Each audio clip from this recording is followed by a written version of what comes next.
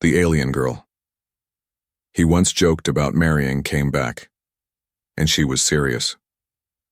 The sky above the alien colony was a soft purple, filled with floating lights from the large crystal trees. Human Marine Jack Carson walked through the alien village, with his helmet under his arm. The mission was simple, peacekeeping and training a local defense team. But Jack found this place quiet, peaceful, even beautiful. It was his last day on the planet Kalari Prime. As he walked near the village center, he saw a group of alien children playing. They were small, thin, with glowing lines on their skin, and large, expressive eyes. Their laughter echoed in the air. One little girl stood out. She was smaller than the rest, with silver hair and violet eyes. She was chasing a glowing insect but tripped on a stone. Jack moved quickly, catching her just before she hit the ground. "Careful there, little one," he said, smiling. The girl looked up at him, surprised. Then she smiled. "You saved me." Jack laughed. "Guess I did." "My name is Zira," she said, proud and bold for her small size. "Well, Zira," he said, still holding her up, "you've got to be more careful." She nodded. "Will you stay here forever?" Jack chuckled. "No, I'm leaving tomorrow." Zira's face fell. She looked like she was about to cry. Trying to make her feel better, Jack knelt beside her and said, "Hey, don't look so sad. You grow up strong and smart, and maybe one day I'll come back and marry you." Her eyes widened. "Really?" Jack smiled. "Sure. Promise." It was a joke, a silly thing to say to cheer up a child. He thought she'd forget by the time he boarded the ship. That night, Zira sat under the stars, staring at the human ship parked near the edge of the village. Her tiny fingers held a glowing flower Jack had given her earlier.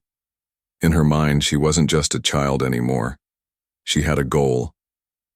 She whispered to herself, "I will grow up, and I will find him." The next morning, Jack was back in uniform, ready to leave.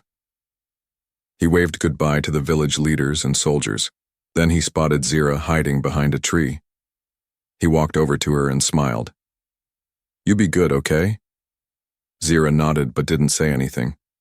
She held the flower tight in her hands. Jack ruffled her hair gently. "Take care, princess."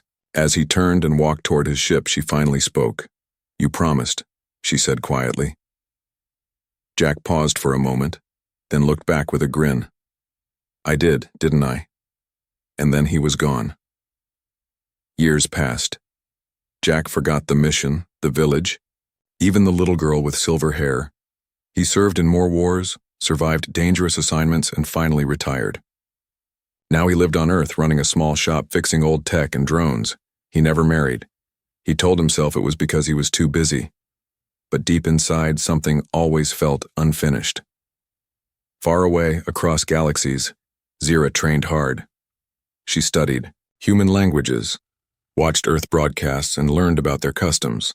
Her body grew, her voice changed, and her silver hair grew longer. But she never forgot.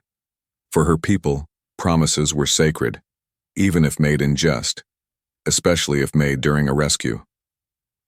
Back on Earth, one normal evening, Jack sat in his shop fixing a busted drone when his assistant shouted, "Sir, you need to see this." Outside in the sky, a sleek alien craft hovered silently above the street. People gathered, filming, confused and scared. The ship landed gently, and then the ramp opened. From the shadows, a tall, elegant alien girl stepped out. She had silver hair, glowing skin, and violet eyes that burned with purpose. Jack dropped his tools, eyes wide. No way. She walked straight toward him and stopped only a few feet away. "Hello, Jack," she said softly. He blinked. "Zira?" She nodded. "I told you I'd grow up," she said, voice calm. "And now, I've come for you." The humans watched, in silence as the alien girl stepped off the ship. She didn't stumble. She didn't hesitate. She moved like a queen, graceful, confident, and untouchable. Her eyes locked onto one man only, Jack Carson. Jack couldn't move. His legs felt frozen, like they belonged to someone else. He had faced warlords, monsters, and death. But right now, standing in front of the girl he once saved, now fully grown and breathtaking, he had no idea what to say. She stopped 2 steps away from him. "I've traveled across star systems to find you," she said. The crowd whispered, behind them. Phones hovered in the air recording, but Jack couldn't hear anything except her voice. "You're really Zira?" he asked, trying to believe his own eyes. "I am," she said simply, "and I have come for your promise." Jack swallowed. "Wait, that was a joke. You were just a kid." She tilted her head slightly. "And now I am not." Jack rubbed the back of his neck. "Zira, that was years ago. I didn't mean, in your culture maybe it was nothing," she interrupted softly but firmly. "In mine, words spoken during a rescue are sacred. They are vows. You said you would marry me." Jack opened his mouth to argue, but then she stepped closer. "Do you remember how I looked at you that day?" she whispered. "I wasn't just a child. I was someone who finally felt safe. You gave me hope. You gave me something no one else did." He looked into her glowing eyes. They weren't begging. They weren't forcing. They were simply waiting. Back on her ship, Zira stood before a large display showing Earth's rotation. A female voice from the ship AI asked, "He resisted?" Zira nodded. "He's confused, but I expected that." "You still believe he will accept the bond?" Zira's voice didn't shake. "Yes, he will remember who he is." Jack sat alone in his apartment, staring at an old photo from his days on Kalari Prime. He had forgotten that mission, or tried to. Now it was crashing back. "I said it to make her smile," he muttered to himself. "That's all." But deep inside, he knew better. No one else had looked at him the way Zira did, not even as a child. There had been something different. His phone buzzed. A message from an unknown source popped up. "Come to the cliff where you watch the moons rise. Alone. Z." Later that night, Jack drove out of the city and into the forest hills. He knew the spot, that place where he used to sit during missions, watching the alien moon slowly climb the sky. When he arrived, Zira was already there. She stood by the edge of the cliff, wind blowing her silver hair. The same glowing flower he once gave her was now blooming from her hand, a genetically preserved version kept all these years. "I didn't expect you to come," she said without turning. Jack stepped beside her. "I didn't expect to come either." They stood in silence for a moment. The stars above shimmered.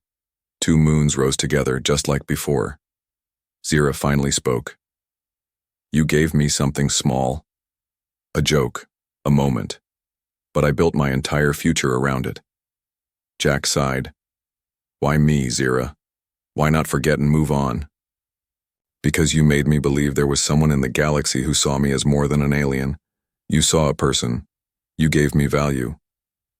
Jack looked at her, really looked. No longer a child, no longer a memory. She was a warrior now, a leader, and maybe something more. "I'm not ready for marriage," Jack said honestly. Zira smiled. "Then start with dinner." Jack wasn't expecting guests, not at 7 a.m., and definitely not royalty. The doorbell buzzed twice, sharp and clear. Jack, still in his sleep shirt and mismatched socks, opened the door and nearly dropped his coffee mug. Standing there was Zira, but not like before. She now wore a deep blue robe lined with shimmering threads, and a delicate silver crest on her forehead marked her as noble class. 2 alien guards stood behind her, tall and silent. Jack blinked. "You're wearing a crown?" Zira gave a small smile. "Technically a diplomatic circlet. I was made an official ambassador to Earth last night." He leaned against the doorframe. "That was fast." "I don't waste time," she replied. "Especially not when I have a wedding to prepare." Jack choked on his coffee. 10 minutes later, Jack sat across from Zira in his living room while one of her guards stood watch outside. "Didn't agree to anything," Jack said. Zira calmly sipped the tea he made. I didn't say you did. Then what is all this? Ambassadors? Crowns? Guards? She looked around his messy apartment. Half-finished tech projects, boxes, old war medals. I came to understand the man who made a promise that changed my life. Jack sighed. Zira, I'm just a guy who runs a drone repair shop. I'm no hero. I'm not prince material. Zira looked him dead in the eye. You once ran into a burning structure to save a group of alien children you barely knew, including me. You lost your arm for it. Jack looked down at the synthetic limb attached to his shoulder. I didn't do it for praise. No, she said. You did it because it was right. That's why I came back. Later that day, news spread fast across Earth's media.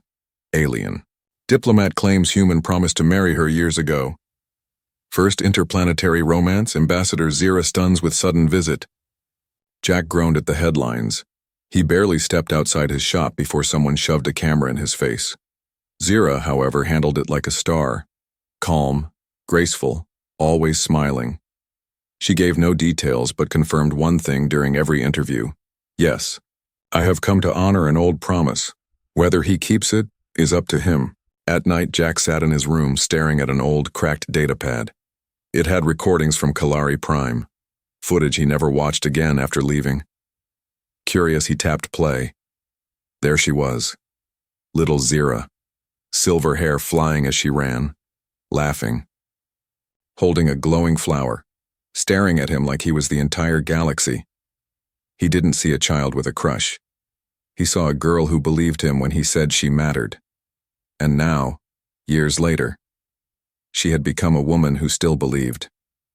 Meanwhile, Zira stood on her ship alone. Her guard asked, "He hasn't responded yet." She shook her head. "No." "Do you wish to return?" Zira walked to the window. Earth's blue surface glowed beneath her. "No," she whispered. "Not yet. I saw it in his eyes. He remembers." She touched the silver crest on her forehead. "I won't force him, but I won't leave until he decides." At dawn, Jack stood outside her ship, holding the same flower she once clutched as a girl.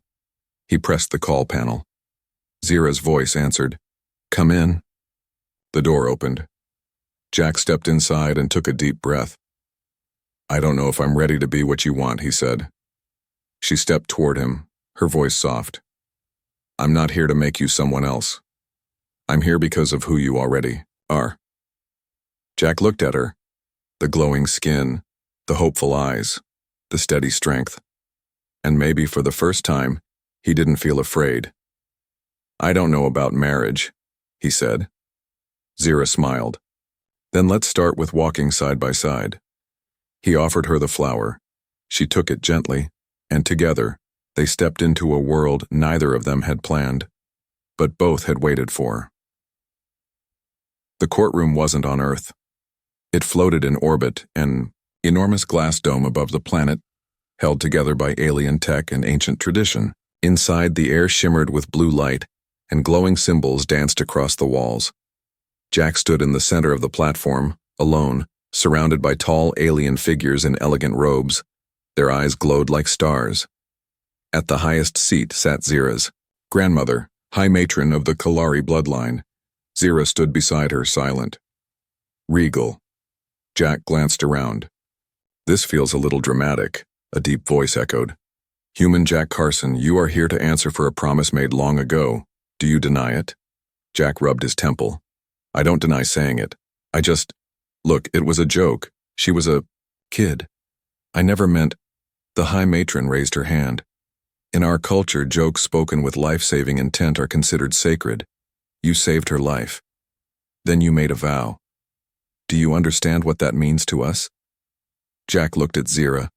She wasn't forcing him. She hadn't once demanded anything, but she also hadn't walked away. "I understand," he said finally. Back in her quarters, Zira stood by the window, staring at Earth spinning below. Jack entered without knocking. "So, Alien Court just put me on a cosmic leash." "She didn't. They didn't force you, you agreed. I didn't want to insult anyone," Zira smiled faintly. You didn't. Jack sat on the edge of a table. So what now? Do I wear a cape and wave from a balcony? You return home. Kemma blinked. What? You return to Earth, alone. For now, she said. Zira turned to face him, her eyes glowing softly. I want you to understand something, Jack. I didn't come here to trap you. I came here to remind you who you are. If you choose to walk away, I won't stop you. Jack looked at her, confused. Then why all this? Because if you do choose me, she said, stepping closer, I want it to be your choice. Days later, Jack was back on Earth, walking through a park, thinking. People still whispered, still watched. A child passed by holding her mother's hand. She looked up at Jack and said, Are you the guy the alien girl wants to marry? Jack froze. Yeah. The little girl smiled. She must really like you. Jack smiled back, but inside, his heart twisted. This wasn't just a funny story anymore. That night, Jack dreamed. He was on Kalari Prime again, holding little Zira's hand as stars fell like snow. You promised, she whispered. He turned away. When he looked back, she was grown up, still waiting. The next day, Jack opened a holocall to Zira. She answered instantly. I miss the quiet, he said. I miss your terrible tea, she replied. They both smiled. Jack breathed in deeply. I want to know you, the real you, beyond the promise. Zira's voice was soft. Then come to me not as the man who made a vow, but as the man who now wants to keep it. Jack nodded. I'm on my way. Far away, on her ship, Zira stood tall. Her grandmother stepped beside her. You didn't push him. No, Zira said. You never had to, the elder replied. The moment Jack stepped off the transport ship, the ground lit up beneath his feet. Strange patterns glowing in soft gold followed every step he took. Are these pressure sensors? He asked. No, Zira said beside him. They're soul readers. Jack raised an eyebrow. That sounds made up. Zira gave a small smile. Only to humans. Ahead of them stood a large stone gate carved with alien symbols. It opened slowly, revealing a wide circle of polished black ground surrounded by floating orbs. Each orb pulsed like a heartbeat. At the center stood an old Kalari priest, blindfolded, but perfectly still. You have returned to honor your promise, the priest said in a deep voice, but you must pass the trials of worth. Jack shrugged. Let me guess. I have to fight a monster or climb a mountain? No, the priest said. You will face yourself. The first trial began in total silence. Jack was placed in a glass chamber with nothing but a seat and a strange mirror. The mirror didn't reflect his body, it showed his memories. He saw his battles, his victories, and his failures. The time he left a soldier behind to save others. The time he walked away from love because he was afraid.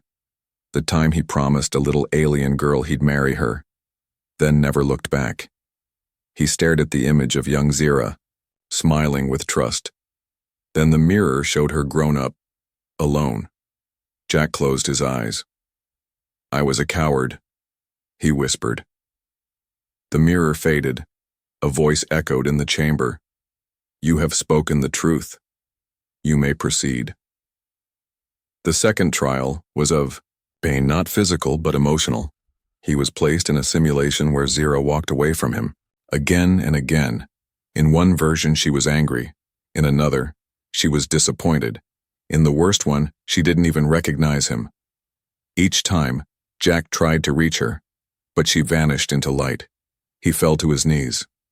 I don't care if you leave, he said out loud.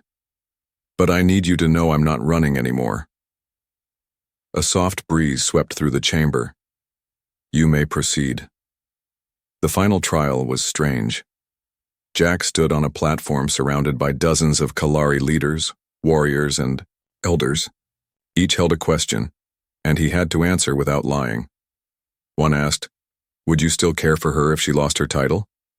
Yes. Another asked, "Would you raise children who were not fully human?" "Yes." One elder leaned in close. "Would you still love her if she no longer looked beautiful to human eyes?" Jack didn't even blink. "Yes. Because it's not her face I remember. It's her voice, her courage." The leaders looked at one another. "You have passed." Outside, Zira waited by a small lake. When Jack walked toward her, soaked in sweat and exhaustion, she stood silently. "Well?" he asked, breathing hard. "Did I pass the alien boyfriend test?" Zira chuckled.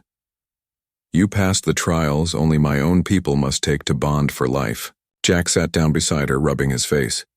"That explains the emotional damage." Zira looked at him gently. "You didn't have to do this." "I know," he said, staring at the water.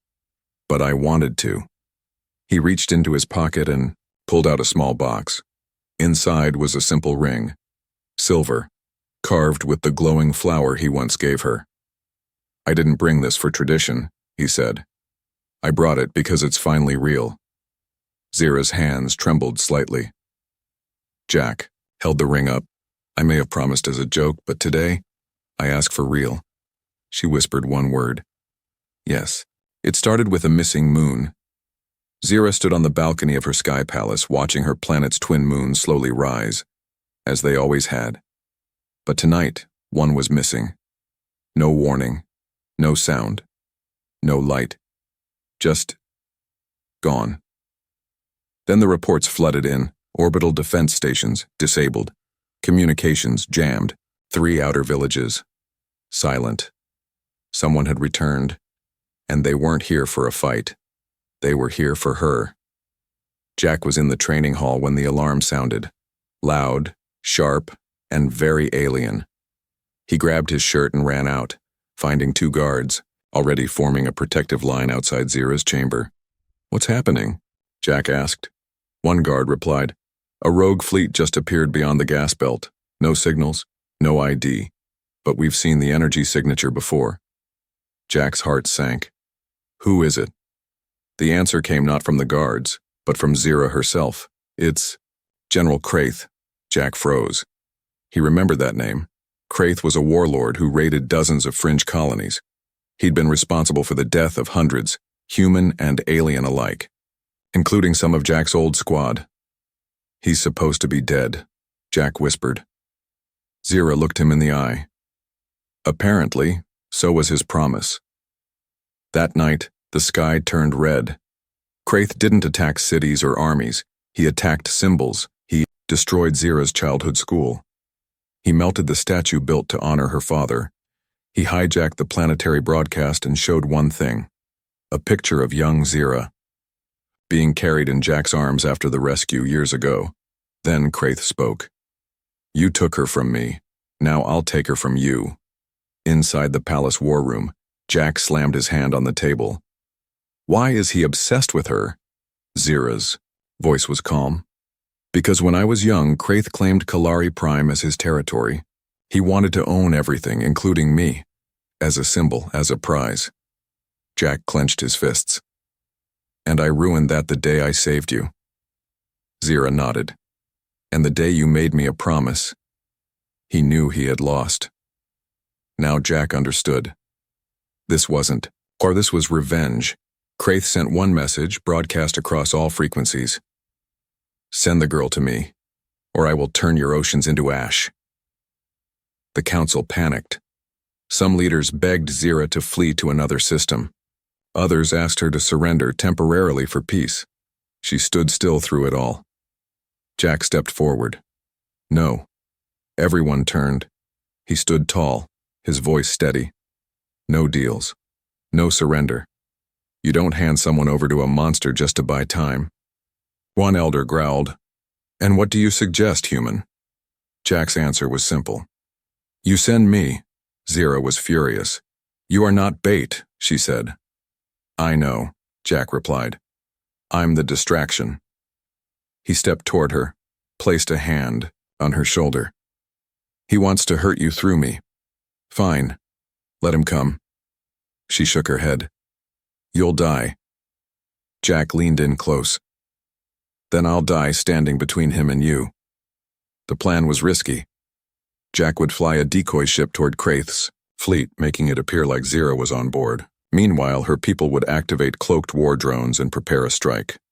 The moment Kraith opened his gate, they would unleash everything. Jack suited up in old human combat armor.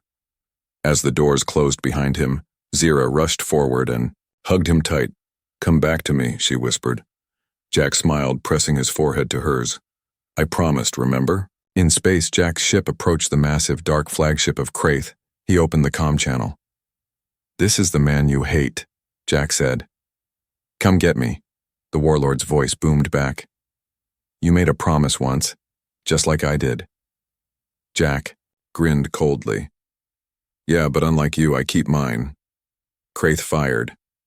But before the blast could hit, dozens of cloaked drones appeared and lit up the black sky. The trap was sprung. The war had begun. The battlefield looked like a shattered star. Debris floated across space like frozen tears. Fires flickered inside wrecked ships. Bodies, some human, some alien, drifted silently through the black. In the middle of it all, Jack's ship was gone. Zira stood on the bridge of her command vessel, hands gripping the edge of the console. Her voice didn't shake, but her heart did. "Find him," she ordered. "Scanners show no life signs," a technician said softly. Zira whispered, "That can't be right. Not after everything. Not after he came back for her." 30 minutes. Earlier, Jack had done what no one expected.